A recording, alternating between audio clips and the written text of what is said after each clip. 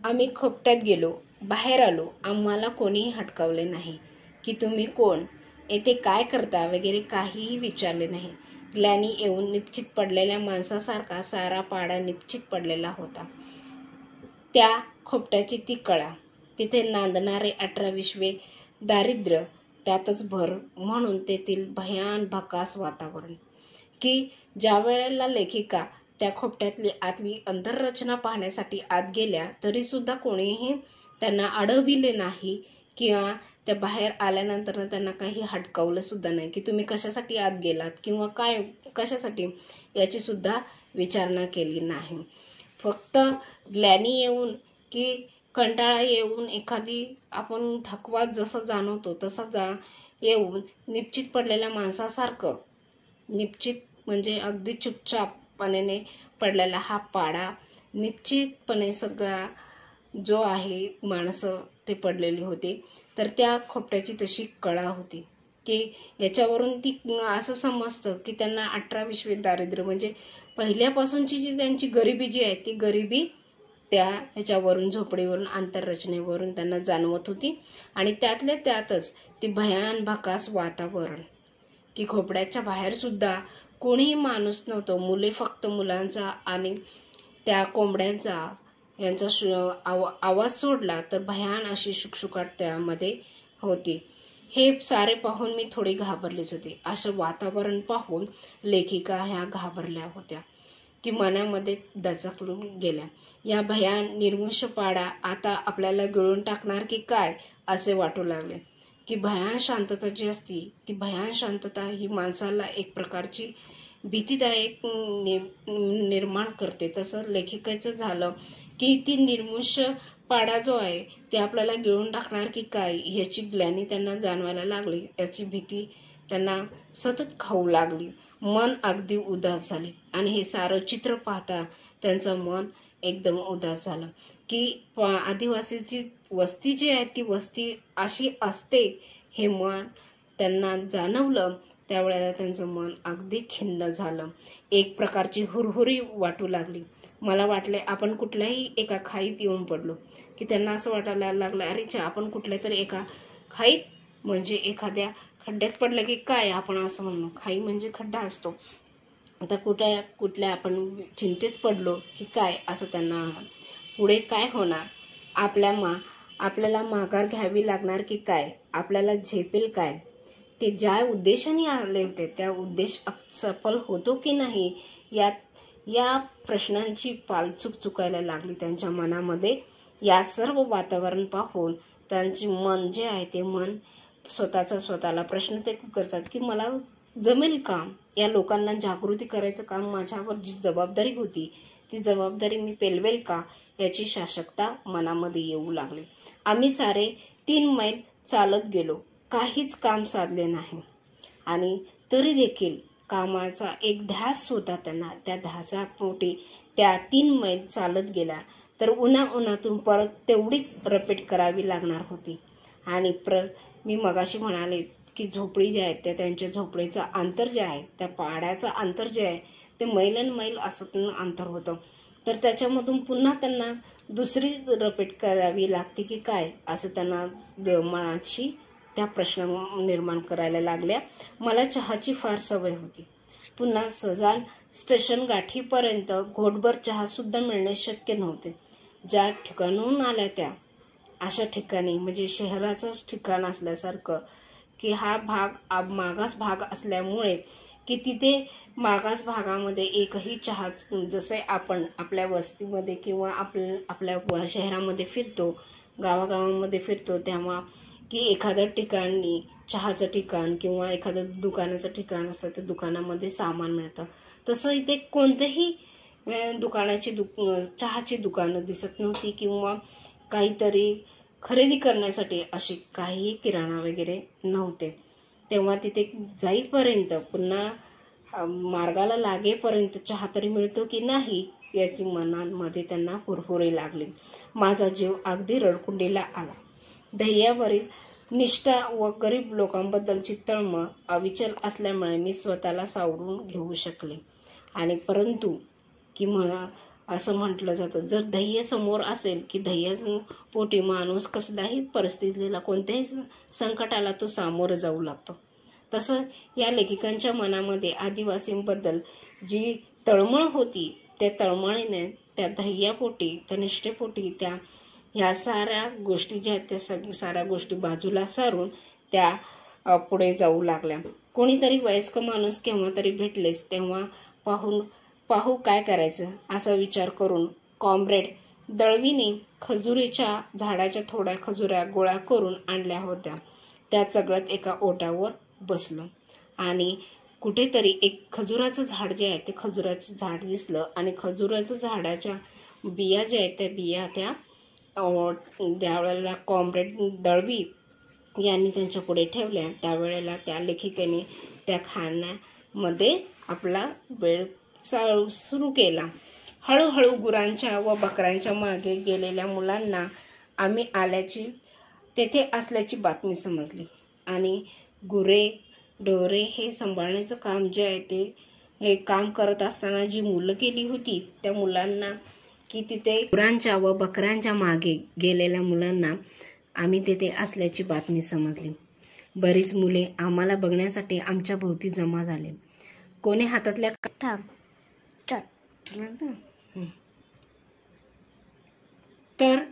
कोणी हातातल्या काठ्यावर हनवट्या ठेवून तर कोणी तशीच उभी राहून नुसती आमच्याकडे टकामका बघू लागली. म्हणजे एखादी व्यक्ती अनोळखी असेल तर आपण एखाद्या आश्चर्यचकिताने पाहतो तसं ही मुलं जी आहेत ती मुलं सगळे ह्या दोघांकडे पाहू लागली. घरातील मोठी माणसे कुठे आहेत याची चौकशी त्यांच्याकडे केल्यावर समजले की गावातील सारी जाणती माणसे एकूण एक जमीन मालकाकडे कामाला गेलेली होती. म्हणजे त्यांची जीवनचरित्र जे आहे ते जीवनचरित्र हे एक जमीन कसली म्हणजे जमीन कसून कामाला जायचं आणि तिथून येणारा जो काही त्यांना पगार मिळतो त्याच्यावर ते उदरनिर्वाह करत असत. तर अशी ही जमीन मालकाकडे गेलेली माणसं जे ती माणसे सगळी मोठी माणसं होती. त्या मुलापैकी एक दोघा समंजस वाटली आणि ती मुलं जे आहेत त्याच्यापैकी याचं उत्तर दिल्यामुळे लेखिका असं समजून गेल्या की त्या एक दोन ही मुलं समंजस आहे. त्यांनी आम्ही सांगितलं, मोठ्या माणसांना जाऊन सांगा की टिटवाळच्या सभेतली लोक आले आहेत आणि त्यांनी तुम्हाला बोलवलं आहे. त्यांना घेऊनच तुम्ही परत या. आणि त्यांनी एक सांगावा पाठवला त्या मुलांजवळ की मोठी माणसं जे आहेत त्या मोठ्या माणसांना सांगून या की आम्ही सभेतील लोक जे आहेत ते सभेतील लोक तुम्हाला भेटण्यासाठी आलेली आहेत. त्या मुलांनी आपापसात काहीतरी कुजबुज केली व ती मार्गाला लागली. ती आमचा निरोप पोचवणार की काय करणार आम्हाला काहीच समजले नाही. आणि त्यांच्या चेहऱ्यावरून एकंदर लेखिकेने भाव जाणून घेतला की ते आपला जो निरोप आहे तो निरोप त्यांच्यापर्यंत पोहोचतो की नाही याची साशंकता त्यांच्या मनामध्ये व्हायला लागली. त्यानंतरच्या बाकीच्या मुलांपैकी बरीचशी पांगली आम्ही त्यांच्या नजरकैदेतून सुटलो आणि बाकीची मुलं जी आहेत ती बाकीची मुलं ही जी त्यांच्याकडे टकामका पाहू लागली होती ती मुले बाजूला झाली आणि मग त्यांना लेखिकेला की त्यांची नजर जी आहे टकमक पाहण्याची जी नजर जी होती ती नजर सुटली याचा सुनिश्वास त्यांनी सोडला. बराच वेळ गेला तरी कोणी न येण्याचे दिसे नसे झाले. त्या भयान जागेतील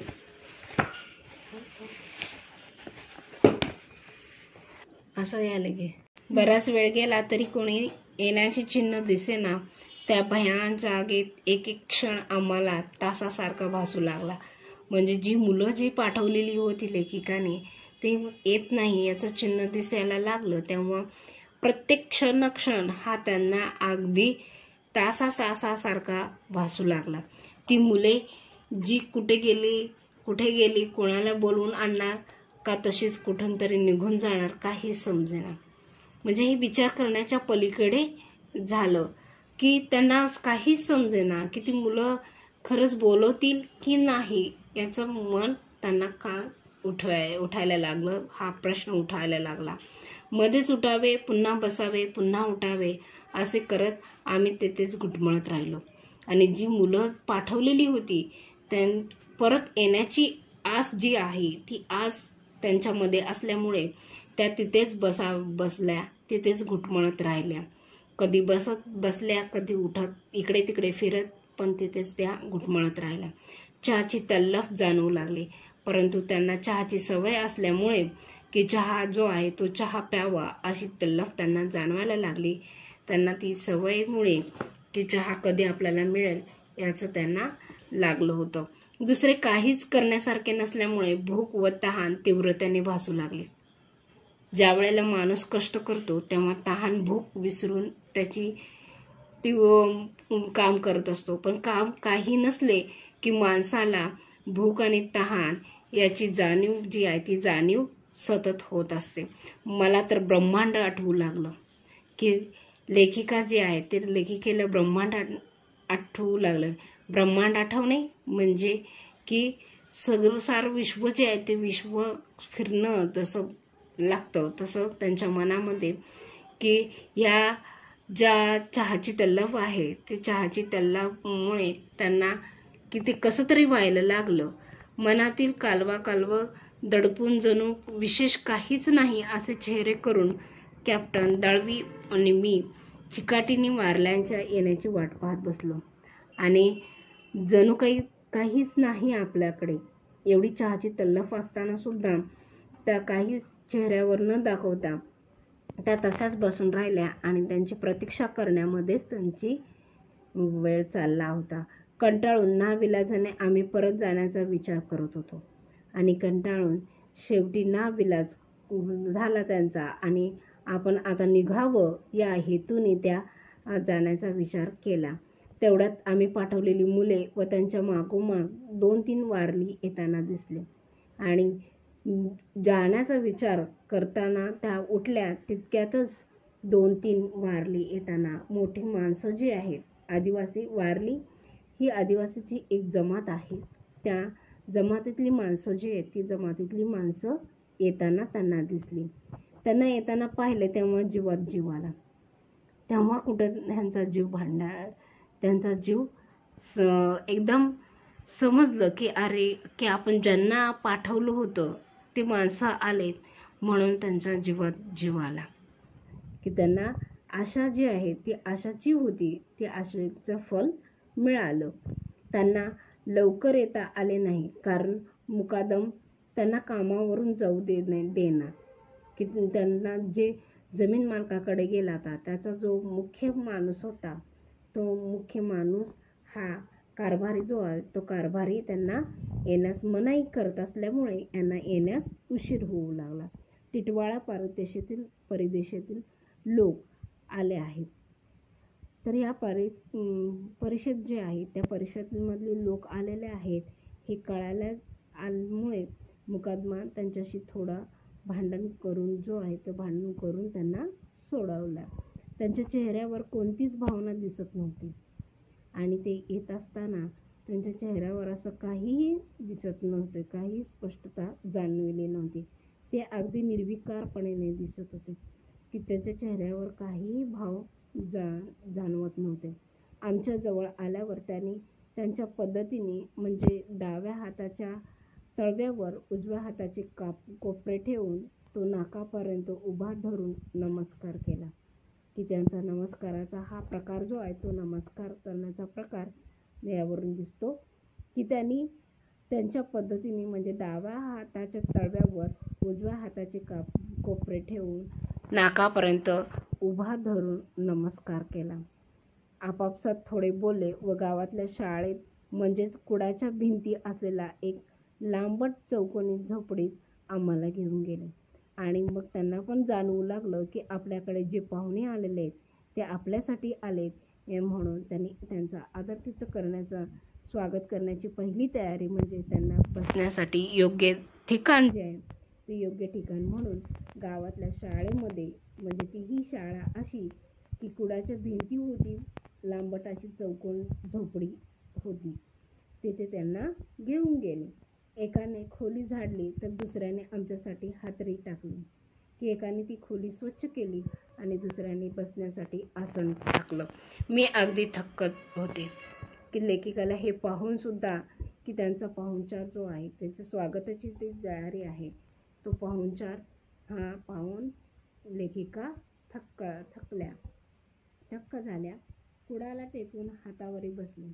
इतक्यात वारलीने एक बाज आणली आणि त्या खाली बसल्या. त्यावेळेला एका वारली जे आहेत, एक जे माणसं आहेत त्यांच्यातले, त्या मनुष्याने बाज आणली, खाट आणली. मी झोपडी बाहेर झाडाखाली बाज टाकण्यास सांगितले आणि झोपडीमध्ये बसण्यापेक्षा आपण बाहेरच झाडाच्या सावलीमध्ये बसावं असं लेखिकेला जाणवलं आणि त्यांनी ते बाज जो आहे तो बाज बाहेर टाकण्यास सांगितला. गावातील निदान प्रमुख मंडळींनी बोलावून आणण्यास सांगितले आणि त्यांनी की त्या लोकांना सांगितलं की जे काही प्रमुख मंडळी आहेत तुमची, त्या प्रमुख मंडळींना बोलून आणलं तर बरं होईल असं त्या सांगितल्या. पण हे वारली लवकर जमेना शक्य नव्हते. परंतु हे सर्व माणसं येतीलच असा तशी परिस्थिती नव्हती. सारे वारली जागोजागी वेठीला गेलेले होते, कारण सर्वजण आपापल्या कामाला जे आहे ते कामाला बिगारीला गेल्या असल्यामुळे, कामास गेल्यामुळे की ते सगळेजण लांब लांब असल्यामुळे सगळ्यांना एकत्र करणं, एकत्र बोलून आणणं हे त्यावेळेचा काळ नव्हता. त्यांना वर्दी पोचून जमा होईपर्यंत दुपार उलटून जाईल असा त्यांचा अंदाज होता आणि त्यांचा अंदाज जो आहे तो अंदाज असा होता की सगळ्यांनाच गोळा करेपर्यंत कालावधी खूप जाईल. ते 10-15 जण जमले होते. ते हळूहळू कुडापाशी ओळीने बसले होते. तरी देखील नाही म्हटले तरी सुद्धा 10-15 जण त्यांच्यात जमा झाले आणि कुडापाशी ते ओळीने बसले की त्यांची बसण्याची पद्धत देखील इथे जाणवते की ओळीने बसवत असत. मंडळी जमेपर्यंत काम होणार नाही हे त्यांना माहीत होते आणि जे काही परिषद होती त्या परिषदेतल्या लोकांना जी जाणकारी होती ती जाणकारी मंडळी जमेपर्यंत त्यांचं काम होणार नाही याची शासकता की या लेखिकेच्या मनामध्ये होती आणि म्हणूनच त्यांनी की त्यांना पुन्हा की सुचवत होत्या, वारंवार सुचवत होत्या की सगळे जमावे अशी त्यांची आशा होती. सारेजण जमेपर्यंत वेळ कसा घालवावा हा आमच्या पुढील प्रश्नच होता की पण सगळे तर आलेच पाहिजे याची शासकता त्यांनी बोलून दाखवली. कॅम्रेड दळवी व मी आपापसात बोलत होतो. थोडा चहा मिळाला तर प्रयत्न करून पाहावा आणि चहाची तल्लफ जी आहे ती त्या चहाची तल्लफ त्यांची सुटेनसे झाली. त्यांना चहा घेण्याची एवढी तल्लफ यायला लागली की ते कॅम्रेडला सांगितले की चहा जर मिळाला तर ही जी भावना आहे ही अपेक्षा जी आहे ती अपेक्षा बोलून दाखवलं. मी त्यांच्यापैकी एकाला प्रश्न केला, दादू थोडा चहा मिळेल का? आणि मग त्यांनी ते की आपली चहाची अपेक्षा जी आहे ती अपेक्षा बोलवून दाखवल्या. सोय होईल का? चहाचे साधन त्यांच्याजवळ काहीच नव्हते. चहाचे साधन देखील त्यांच्याकडे काहीही नव्हते. ते विचारात पडले. एक जण म्हणाला, बाई जेवण करणार का? आणि त्यांनी लेखिकेने चहा मागितला, परंतु चहाच्या पलीकडे जाऊन एका माणसाने की जेवण करणार का हे प्रश्न केला. जेवण करणे चहा करण्यापेक्षा त्यांना सोपे होते आणि त्यांच्या मते की जेवणापेक्षा चहापेक्षा जेवण जवळ अगदी सोपं आहे हे त्यांच्या मनामध्ये ज्या वेळेला निर्माण झाला लेखकाच्या मनामध्ये की त्यांना हा कसा काय चहा आपल्याकडे साधारण आपण काय करतो की अतिथी आले किंवा एखादे पाहुणे आपल्या घरात आले की आपण त्यांचं स्वागत जे आहे ते स्वागत हे चहा आणि पाणी देऊन करतो. त्यांना जेवायला नंतरनं आपण विचारतो. परंतु ह्या आदिवासी भागामध्ये ते आपल्या अतिथीसाठी चहा करण्यापेक्षाही जेवण सोपं असतं हे त्यांना जाणवलं.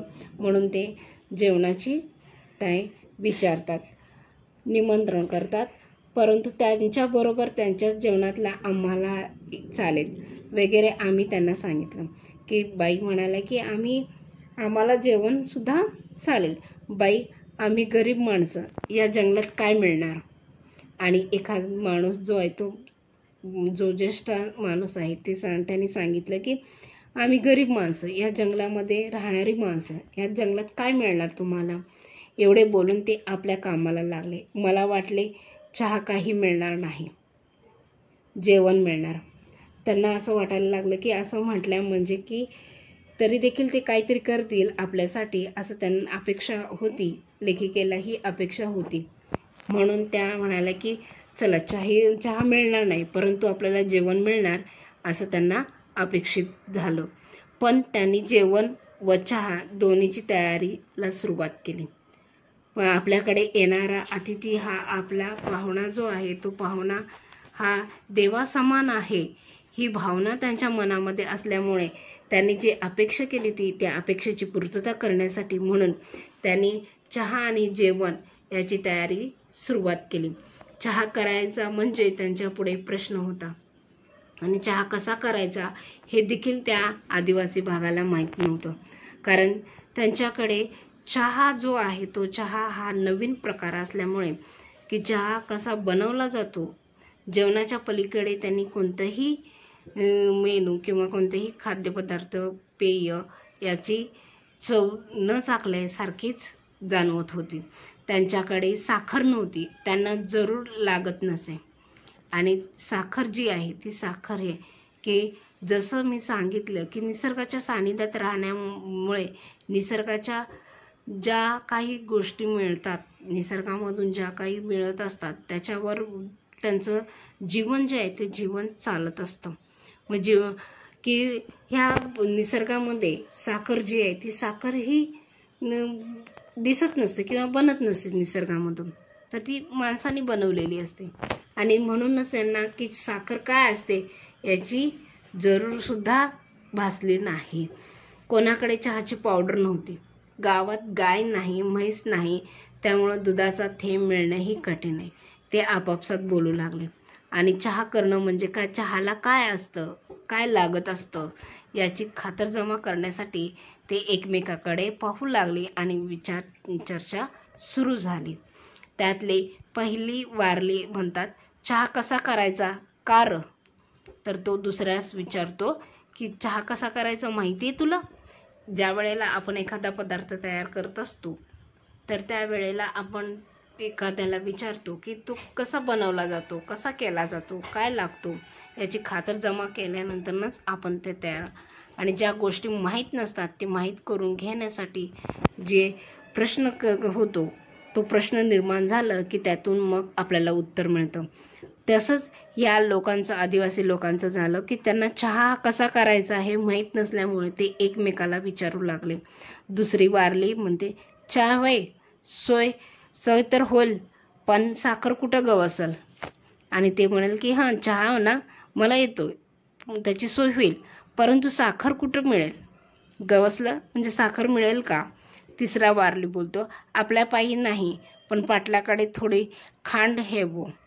की मग तो तिसरा वारली म्हणून की आपल्यासाठी नाही, पण आपल्याकडे आलेला जो पाहुणा आहे त्याच्यासाठी म्हणून त्या पाटलाकडे आपण थोडंसं मागूयात. दुसरी वारली, पाटलाकडे गोड मिळेल. गोड यान म्हणजे गुळ मिळेल. पाटलाकडे गोड नाही हेवा तर एका शिवराईचा आणू. जर समजा पाटलाकडे नसेल तर गुळ जो आहे तो गुळ कुठल्या तरी शिवराई म्हणजे शिवारा म्हणजे जे शेत आहे त्या शेतामध्ये कुठलं तरी मिळेल, एक ऊसाचा खांडका मिळेल असं त्यांनी बोलून जातात. पहिला वारली म्हणतो, बाई तुला गोडाचा चहाला चालत आहे का? आणि चहा हा गोड असतो याची कल्पना तरी त्यांना होती आणि म्हणून त्यांनी ते विचारलं की तुम्हाला गोड चहा चालेल तो का?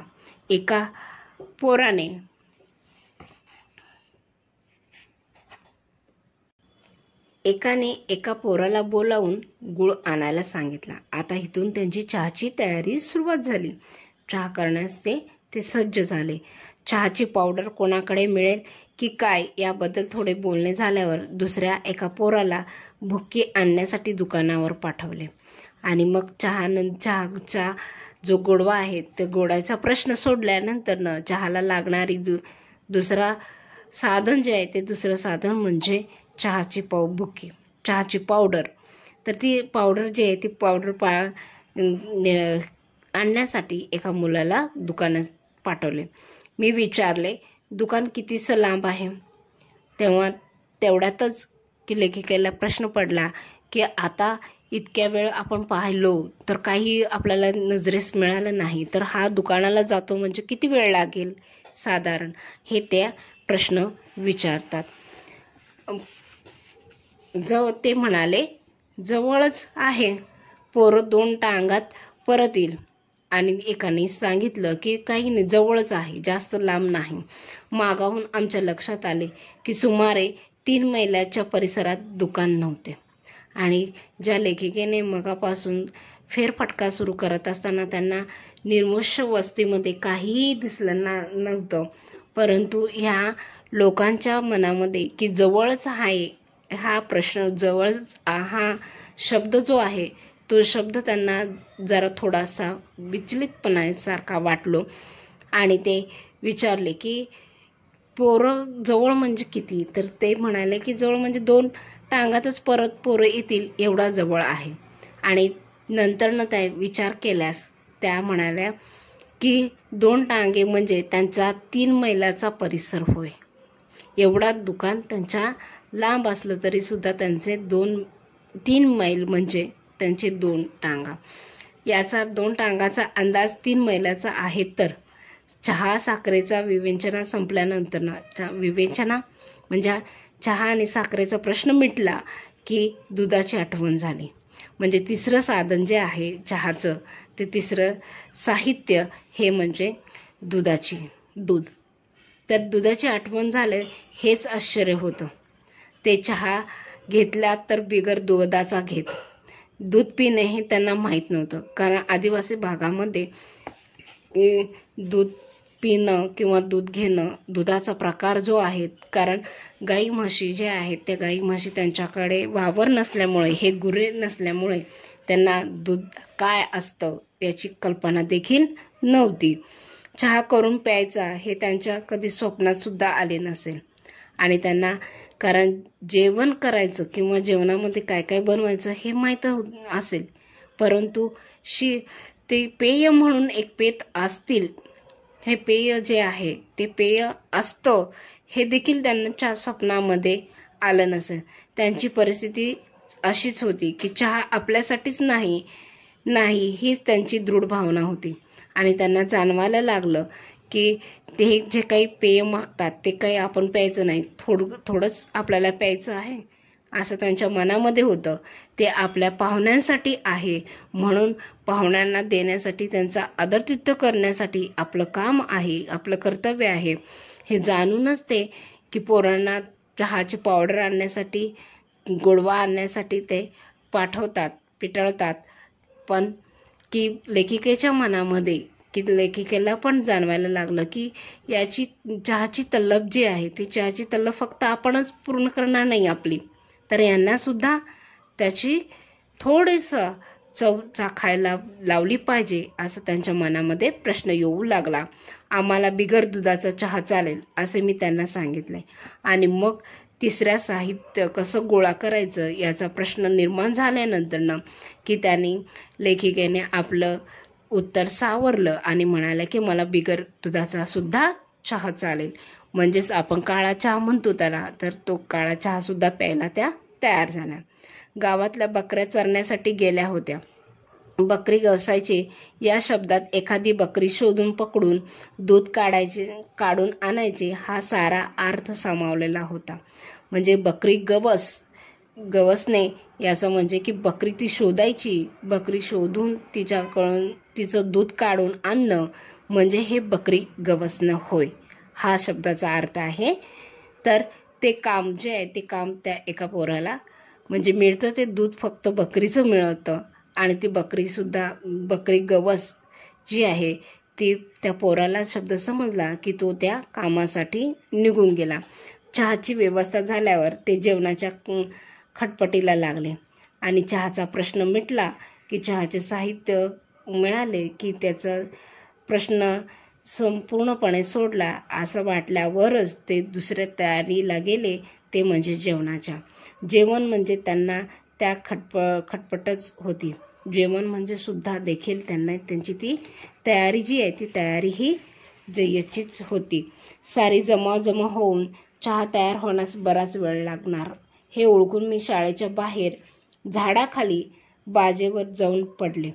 आणि मग ह्या लोकांची चहा करायचं किंवा चहाचे साहित्य जे आहे ते साहित्य सगळं गोळा करून तो चहा मिळेपर्यंत कालावधी बराच जाणार याचा जे एक प्रश्न आहे की याचं जे हे होते ह्याचं लेखिकेला जे जाणवलं ते जाणूनच त्या शाळेच्या बाहेर झाडाखाली बाजेवर जाऊन पडल्या. कारण बराच वेळ बसून ह्या कंटाळलेल्या लेखिका ज्या आहेत त्या लेखिका ह्या साऱ्या प्रश्नांचं उत्तर घेऊनच तिथून जाणार या ध्येयापोटी त्या तशाच तिथे बसून होत्या. पण बसून बसून जे शरीराची कंटाळा जो आहे तो कंटाळा त्यांना जाणवायला लागला आणि कंटाळ्याला शरीराला थोडासा विश्रांती पाहिजे म्हणून त्या झाडाखाली बाजेवर पडल्या. क्रॉमेड दळवी झाडाखाली हातरी पसरून निजले आणि दळवी जे त्यांचे सहकारी जे होते ते सहकारी यांनी सुद्धा खूप कंटाळा असल्यामुळे शरीर जे आहे ते शरीर थकव्यामुळे ते सुद्धा झाडाखाली हांतरून पसरले. आम्ही दोघे अतिशय थकलो होतो. झाडाखाली गार वाऱ्याच्या झुळकीमुळे आम्हाला ताबडतोब झोप लागली आणि झाडाच्या सानिध्यामध्ये असल्यामुळे झाडाचा जो गारवा आहे तो गारव्यामुळे की त्यांचं थकलेले जे शरीर आहे ते थकलेल्या शरीराने एक जो डुलकी मारण्याचं जे काही केलं ते डुलकी त्यांना लागली. एक पळसाच्या पानावर गूळ, एकावर चहाची बुक्कीची पुडी, स्वच्छ पाण्याने भरलेले मडके. म्हणजे आता चहाची तयारी कशी त्यांनी केली हे ह्याच्या पाठावर ह्या पॅराग्राफवरून समजतं की पळसाचे पानावर पळसाचं पान हे की पळसाला तीनच पाने असतात हे एक म्हण आहे.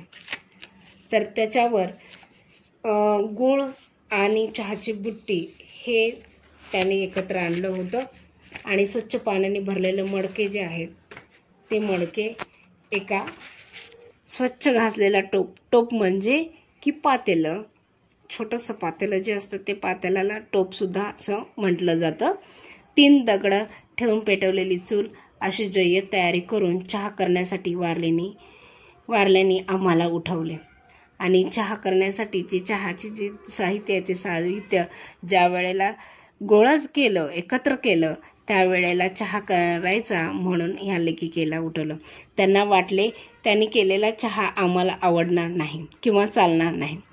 त्यांना असं वाटायला लागलं की चहा जो आहे तो चहा मीच बनवावा असं त्या आदिवासींची अपेक्षा असल्यामुळे लेखिका जे आहेत त्या लेखिकांना उठवण्यात आलं. त्यांनी केलेला चहा आम्ही घेऊ असे सांगितल्यावर त्यांना बरे वाटले आणि पाहुण्यांना कसा चहा लागतो किंवा का आपला केलेला चहा पटतो की नाही ह्या आदिवासी भागात जे आहे म्हणजे इथे आदिवासींचा एक स्वभाव जाणवतो. तो म्हणजे की आपल्याकडे येणारा जो अतिथी आहे जो पाहुणा आहे त्या पाहुण्यांचा आदर जे आहे ते आदर करणं किंवा त्याला कोणत्याही भावनेने किंवा कुठल्याही ह्याच्याने दुखवता कामा नये आपल्याकडून ही भावना जी आहे ती भावना त्यांचा स्वभाव याच्यावरून जाणवतो की भलेही आपल्याला नाही जमत आहे तर त्यांना जमतो तर त्यांना करून त्याच्यामध्ये जो आनंद मिळणार आहे तो आनंद त्यांना देण्यात त्यांना खूप त्यांचा आदरातिथ्य करणं होय. तर त्यांनी केलेला चहा आम्ही घेऊ असं सांगितल्यावर त्यांना बरे वाटले. परंतु लेखिका जी आहे ती लेखिका यांनी सांगितलं की तसं काही नाही, आम्ही तुमचे पाहुणे म्हटल्यानंतर तुम्ही चहा करून आम्हाला पाजवलात किंवा तुम्ही दिलात तर तो आम्हाला खूपच छान वाटेल किंवा आम्हाला ते बरं वाटेल. एक प्रमुख वारली चहा तयार करण्यासाठी चुलीपुढे सरसावला आणि जो प्रमुख होता त्यांच्यापैकी त्या चहा करण्यासाठी चुलीपुढे जाऊन बसला. काही वारली त्यांच्या भोवती बसले आणि काही माणसं जे आहेत ते काही माणसं चहा कसे करतात याच्या अप्रूप पोटी ते देखील त्यांच्या भोवती बसले. त्याने गळवट पातेले भरून पाणी चुलीवर ठेवले आणि काठोकाठ गळवट पातेले म्हणजे पातेल्याचा काठोकाठ जो आहे तो काठोकाठ पाण्याने भरून तो चुलीवर ठेवला. त्यात होता तेवढा गूळ व चहाची बुट्टी टाकली आणि जेवढा काही गूळ मिळाला होता तो सर्वच्या सर्व तो गूळ टाकला आणि चहाची बुक्की म्हणजे चहाची पावडर सुद्धा त्याच्यामध्ये टाकली आणि दुधाची वाट पाहत बसले. आणि हे टाकल्यानंतर तिसऱ्या साहित्याची वाट पाहत जे आहे म्हणजेच दूध याची ते वाट पाहत बसले. सुमारे अर्धा तासाने एका पोराने पळसाच्या पानाच्या द्रोणात आणि मग त्या काही तासाने अर्धा तासाने म्हणजे अर्धा तास लागला की ह्या पळसाच्या पानाच्या द्रोणात पळसाचं पान द्रोण केलं जातं. म्हणजे एक प्रकारची आता आपण वाटी म्हणतो त्या वाटी टाईप केलं होतं आणि वाटी करून त्याच्यामध्ये बकरीचं दूध आणलं. तेही त्या पातेल्यात ओतून ते सारे गरगट्ट पाण्याला थोडा चहाचा रंग येईपर्यंत खळखळा उकळले. म्हणजे ह्या तिसरं साहित्य जे आहे ते साहित्य मिळाल्यावर तेही आल्यानंतर ते देखील त्याच्यामध्ये मिश्रण केलं गेलं आणि ते पातेल्यामध्ये टाकून त्या पातेल्यामध्ये सगळ्या गरगट म्हणजे मिश्रण केलं आणि मिश्रित केल्यानंतर त्या पाण्याला चहाचा रंग आला तेव्हा ते चहाचा रंग येईपर्यंत ते उकळलेले. सगळ्यांच्या अगोदर पाहुण्यांनी चहा घ्यावा म्हणून प्रथम 2 लहान लहान पितळ्यात चहा ओतला की आपण देखील असं करतो की आपण ज्या वेळेला आपल्याकडे पाहुणे येतील त्या पाहुण्यांना अगोदर काही खायला देतो किंवा त्यांचा आदरातिथ्य करतो आणि मग आपण आपल्यासाठी घेतो. तसं यांची की आदरातिथ्य करण्याची भावना जी आहे ती भावना जाणवते की त्यांनी आपल्या स्वतःला न घेता की लहान लहान छोट्याशा ताटलीमध्ये पितळ्यात म्हणजे लहान लहान छोटी पितळी जी होती ताटली जी होती त्यांच्याकडे कप आणि बशा चहा आपण साधारण कप आणि बशामध्ये घेत असतो तर कप बशी नसताना देखील त्यांनी चहा कशात दिला तर लहान ताटलीमध्ये त्यांनी तो ओतून दिला आणि ते चहा ओतल्यानंतर त्यांनी ते प्रथम लेखिका आणि त्यांचे सहकारी दळवी यांना दिला.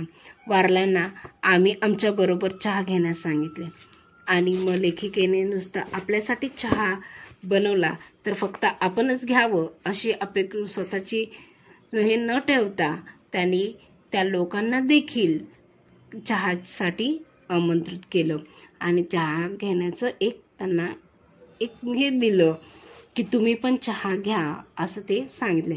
तेव्हा प्रत्येकाने एक एक पळसाचे पान घेऊन ते द्रोणासारखे वळवून हातात धरले की ह्या आदिवासी जमातीतली एक वैशिष्ट्य असं आहे की निसर्गामध्ये जे काही साहित्य आहे किंवा साधन आहे त्या साधनाचा उपयोग ते करतात आणि कुठल्याही प्रकारचे जसं आपण रासायनिक प्रक्रिया करून प्रत्येक गोष्टीमध्ये वापर करतो पण त्याची आपल्या जीवनाशी किती हानिकारक ठरतात हे आत्ता आपण प्लास्टिक हे जे आहे ते प्लास्टिकद्वारे आपण जाणून घेतोय. तसं या आदिवासी लोक जे आहेत ते आदिवासी लोक निसर्गाच्या सानिध्यात राहत असल्याने निसर्गाची आपुलकी म्हणा किंवा निसर्गाच्या ज्या काही साधनं आहेत त्या साधनांचाच उपयोग करून आपल्या गरजा ज्या आहेत त्या गरजा निभावून घेऊन जात असतात. आणि असंच ह्याच्यातलं एक म्हणजे त्यांनी पळसाचं पाणी घेऊन तो जसा आपण काचेचा कप स्टीलचा कप ह्याच्यात चहा घेतो आणि तो चहा पितो तसे ते पानांचा कप करून पाण्याचा द्रोणासारखा कप करून ते हातावरच लगे वळून त्या हातामध्ये द्रोणासारखा उपयोग करून त्याच्यामध्ये चहा त्यांनी आपला घोट त्याच्यामध्ये ओतला. अशा प्रकारे आम्हा 10-15 माणसांची चहा पार्टी सर्वांच्या एकत्र येण्याने मोठ्या आनंदात पडली की परिषद जी आहे ते परिषदमधली लोक आल्यानंतर ते जो प्रश्न होता जागृती करायचा तो प्रश्नापैकी पहिल्यांदा त्यांचा आदरातिथ्य करण्यामध्येच ही जो त्यांचा येण्याचा हेतू जो आहे तो येण्याचा हेतू लांब राहिला परंतु त्यांचं आदरातिथ्य जे आहे ते आदरातिथ्याचं मात्र स्वागत जे आहे ते स्वागत मात्र त्यांचं पार पडलं. हे याच्यामध्ये पाठामध्ये सांगितलं की आता तिकडे समोर विद्यार्थी मित्रांनो, आदिवासी जमात जी आहे ते किती आयुष्य त्यांचं खडतर आहे हे चित्र आपण पाहिलं आहे. तसंच त्यांच्या आदिवासी जमात जी आहे ती निसर्गाच्या सानिध्यामध्ये राहत असल्यामुळे दैनंदिन जीवनामध्ये ज्या काही साध्या साध्या लागणाऱ्या गोष्टी ज्या आहेत त्या गोष्टीसुद्धा त्यांना मिळत नाही, याचं आपल्याला ह्या पाठाद्वारे समजतं.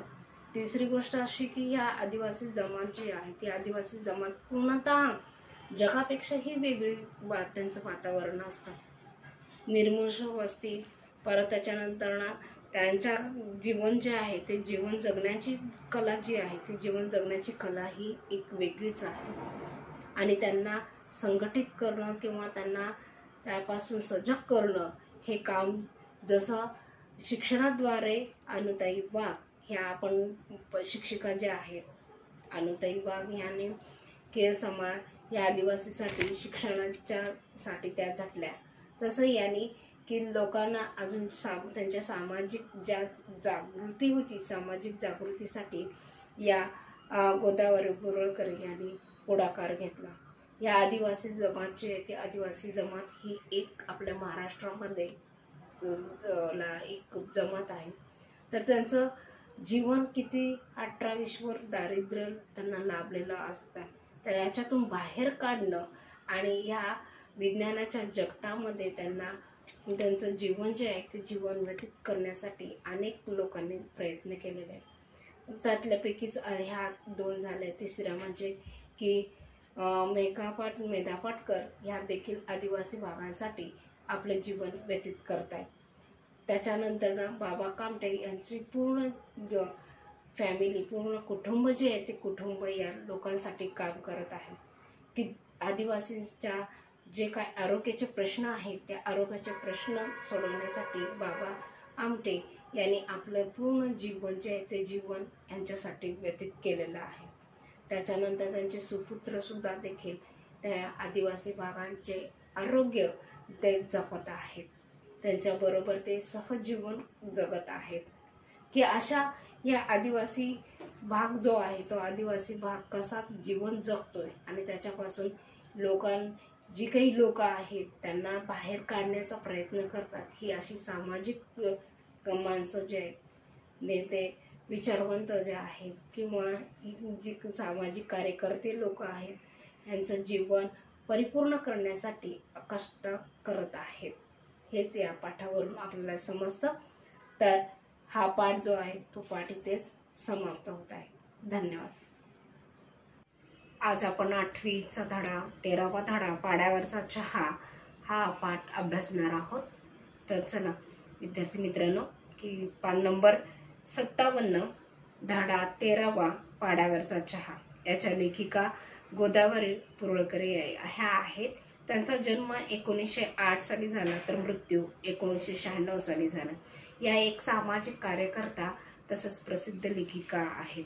1945 ते 93 या काळामध्ये आदिवासी भागामध्ये त्यांनी जनजागृती एक चळवळ निर्माण केली. आदिवासींमध्ये जागृतीचे कार्य केले आणि आदिवासींबरोबर काम करत असताना त्यांना जे अनुभव आले ते त्यांनी जेव्हा माणूस जागा होतो या पुस्तकामध्ये चित्रण केलेलं आहे, या पुस्तकामध्ये त्यांनी लिहिलेलं आहे. तर या आदिवासी भागांचं जीवन जे आहे ते जीवन त्यांनी या पुस्तकाद्वारे आपल्या समोर मांडलेला आहे. या पुस्तकामधूनच हा पाठ जो आहे तो पाठ घेतलेला आहे. आदिवासी ही एक मागास स्वातंत्र्यानंतर देखील मागास जमात झाली आणि त्यातल्या त्यात वारली ही एक त्यांची जमात असून आदिवासी जातीमधली ही वारली ही एक जात आहे. तर ही निसर्गाच्या सानिध्यामध्ये राहत असते.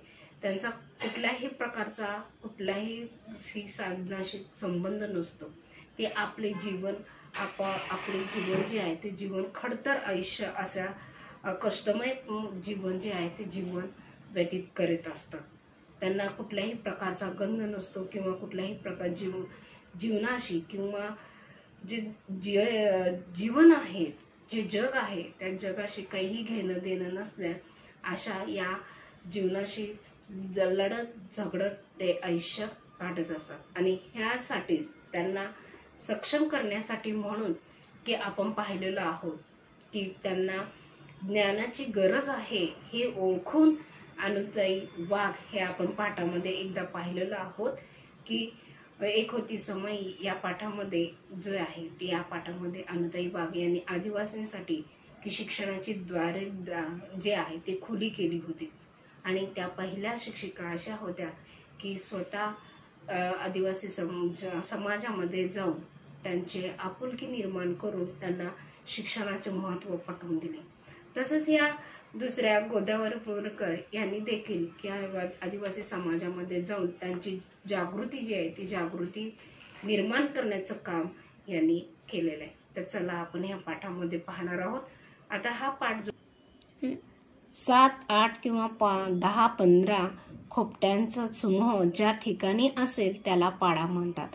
आदिवासी भागामध्ये की त्यांची वस्ती जी असती, आपण जसं आपल्या अनेक घरं वगैरे असतील तर आपल्याला आपण घर म्हणतो किंवा सदन असं म्हणतो.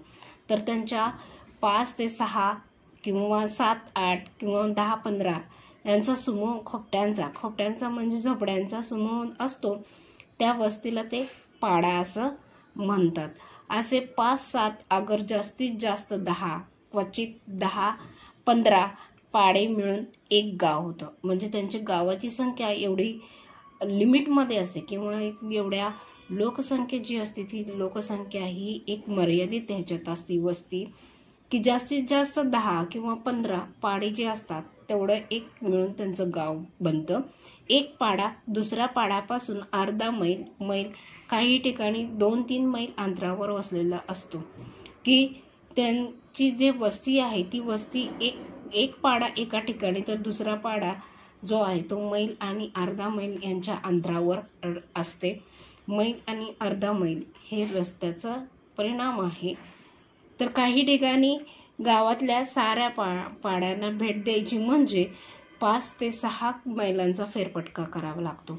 म्हणजे एक वस्ती पूर्ण आदिवासी भागाला भेट द्यावायची म्हटली तरी सुद्धा 6 मैलाचा फेरफटका करावा लागतो. म्हणजे एवढी लोकवस्तीचा भाग व्यापलेला असतो. साधारण उंचावटावर झाडांचा आश्रय घेऊन सावलीला हे पाडे वसलेले असतात. आदिवासी भाग जो आहे तो आदिवासी भाग हा की हे अगदी वनाशी निसर्गाच्या सानिध्यामध्ये वसलेल्या असल्यामुळे निसर्गाशी त्यांचं नातं हे जवळचं असतं. एक आपुलकीचं नातं त्यांच्याशी निर्माण झालेलं असल्याने की त्यांची वस्ती देखील जी आहे ती वस्ती हे झाडाच्या आश्रयाजवळ घेऊन येतात. अशा या आदिवासी भागांचा जे वस्तीचा भाग आहे तो वस्तीचा भाग हा इथं विस्तृत केलेला आहे. तर आदिवासी ही जमात जी आहे ती निसर्गाच्या सानिध्यात असल्यामुळे त्यांना निसर्गाची आपुलकी जी आहे ती आपुलकी याद्वारे दिसून येते. तर अशा एका सालकर पाडा नावाच्या पाड्यावर आम्ही गेलो. आम्ही म्हणजे लेखक आणि लेखकांची सोबती जे होते ते पाड्यावर गेलं. तेथे कारव्यांच्या किंवा बांबूच्या काठ्यांच्या भिंती करून त्या शेणामातीने सारवून त्यांनी तयार केलेली खोपटी आमच्या स्वागतासाठी हजर होती. म्हणजे त्यांना माहीत होतं की लेखिका ही येणार आहे, तेव्हा त्यांनी स्वागताची तयारी ही कारव्याच्या किंवा बांबूच्या काठ्यांच्या भिंती करून शेणामातीने सारवून तयार केलेली खोपटी खोपटी म्हणजे झोपडी तयार केली. त्यांचं सज्ज असं स्वागताची तयारी करण्यात आली. वारल्यांच्या घरांना लाकूड फार कमी वापरतात. म्हणजे वारली जी लोक असतात ते वारली लोक हे आदिवासी जी भाग आहे ते आदिवासीचे लोक लाकूड फार कमी प्रमाणात वापर करतात. मेंढी, चौकटाची लाकडे व इतर 4-6 वासे असे खोपट्यांना एवढे लाकूड नसते. की मेंढी म्हणजे की जे वासा जे आहे ते वासा बसवण्यासाठीची खुंटी तयार म्हणतो आपण खुंटी, ते जे आहे ती खुंटी आणि चौकटीचे लाकडे इतर 5-6 वासे एवढे वासे तयार करण्यासाठीच हे एवढी लाकडे वापरतात. काही खोपट्यांना एवढे लाकूडही नसते. काही खोपटी इतकी ठेंगणी असतात, ठेंगणी लहान, की काही खोपटी म्हणजे झोपड्या इतके लहान असतात की आत जायचं म्हटले तरी वाकून जावे लागते. की आपल्या घरांना जसे दारे असतात, दारामधून आपण प्रवेश केला की आतमध्ये जातो, तसं या खोपडीमधून, या झोपड्यांमधून जात असताना वाकून जावे लागेल अशी त्यांची खोपड्यांची रचना असते. आमचा एक कार्यकर्ता लक्ष्मण सापट यांचे घरही असेच होते, की त्यांच्या आदिवासी भागामधलाच एक कार्यकर्ता हा त्यांचा होता, तो म्हणजे लक्ष्मण सापट. मला नेहमी अगदी जपून आत बाहेर करावे लागे आणि त्यांना देखील आत बाहेर करताना जपूनच जावे लागत असे. बहुतेक घरं एक दालनाचीच असावी. एक दालनी म्हणजे एकच रस्ता, एकच दालन, एकच वाट अशी त्याचा अर्थ, की एकच दार. कुठल्याही कारव्या आगर कामट्या मोडल्या की खिडक्या तयार.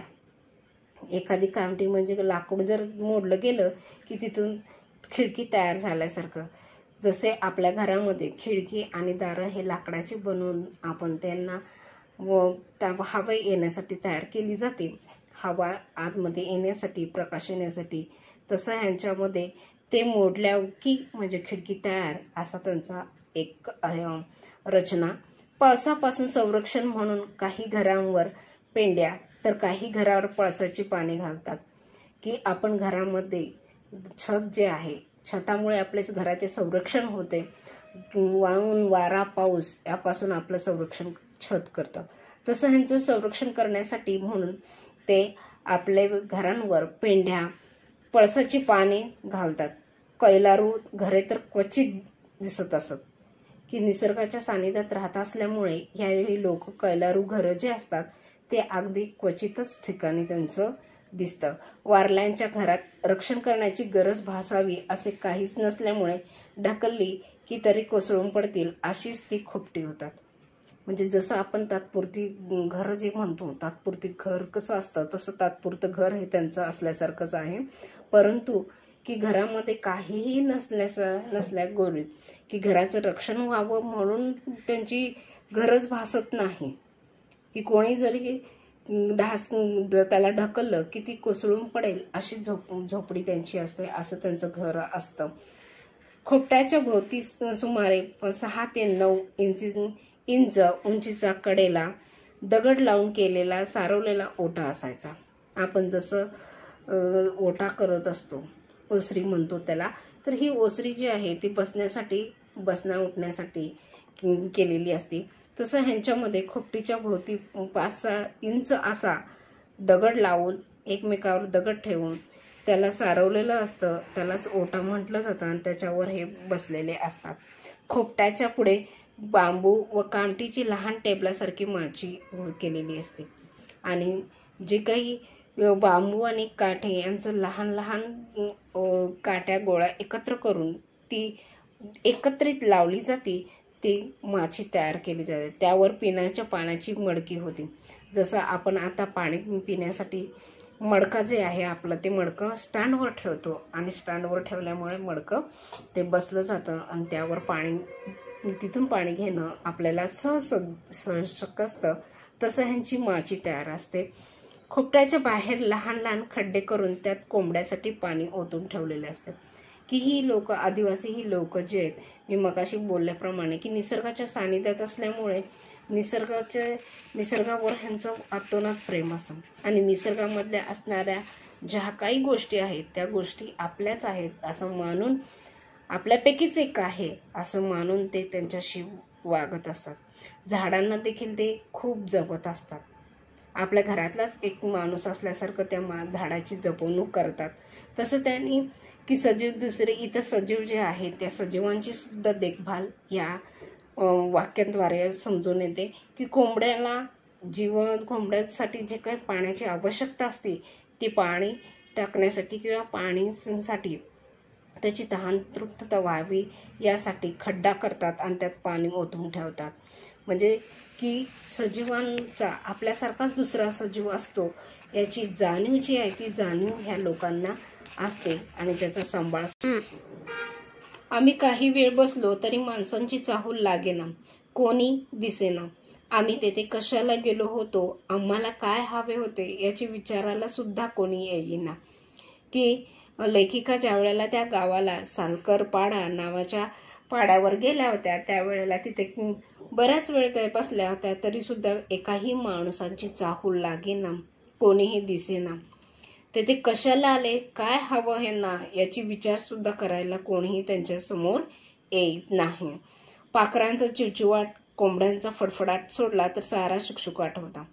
की सगळीकडे सामसूम असावं, शुकशुकाट म्हणजे सामसूम, की सगळीकडे फक्त सामसूम होतं. पाखरांचा चिवचिवाट होता, कोंबड्यांची फडफड एवढं मात्र ऐकायला येत होतं. थोड्या वेळाने आम्ही उठून आजूबाजूला फिरू लागलो. की लेखिका किती वेळ बसायचं हा विचार करून त्या थोड्या उठल्या आणि आजूबाजूला फिरल्या.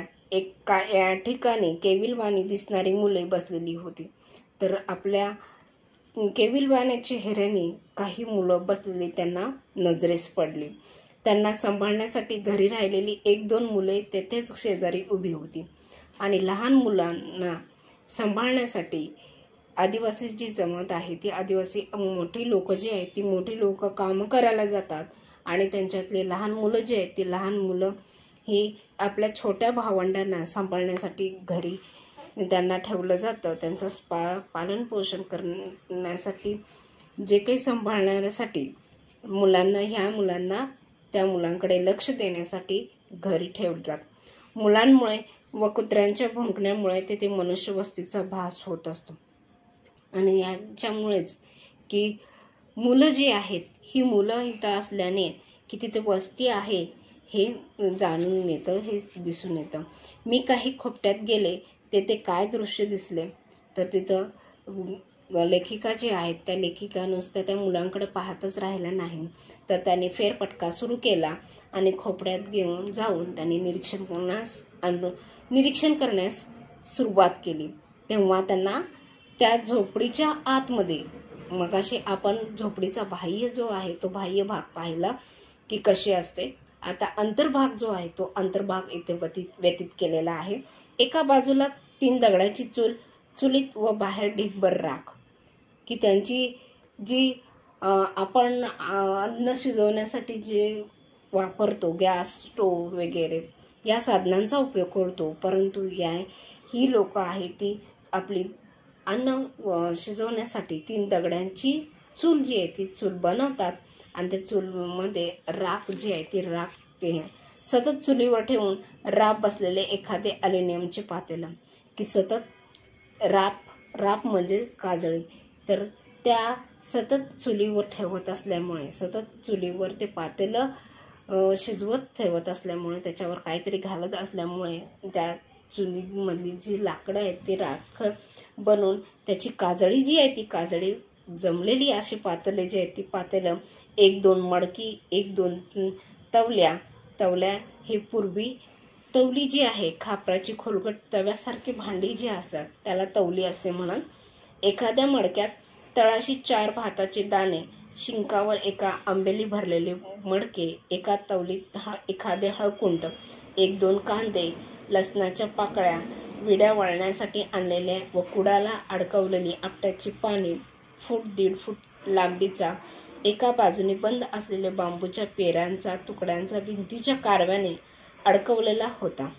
म्हणजे त्यांची आतली रचना जी आहे ती आतली रचना ही एकूणच धक्कादायक असे असते. म्हणजेच काय की चूल जी आहे ती चूल म्हणजे 3 दगडांचे हे केलं, म्हणजे निसर्गाच्या सानिध्यामध्ये जे काही वस्तू मिळतात, निसर्गाची साधनसंपत्ती जी आहे त्या साधनसंपत्तीचा वापर हे लोक करतात.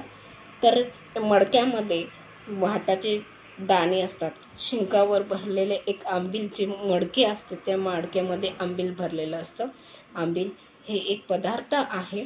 एका तवलीत त्याने एखादे हळकुंड आणि कांदे, लसणाच्या पाकळ्या, ह्या सगळ्या निसर्गाच्या सानिध्यामध्ये ज्या काही वस्तू मिळतात त्याच त्यामध्ये ठेवलेल्या असतात.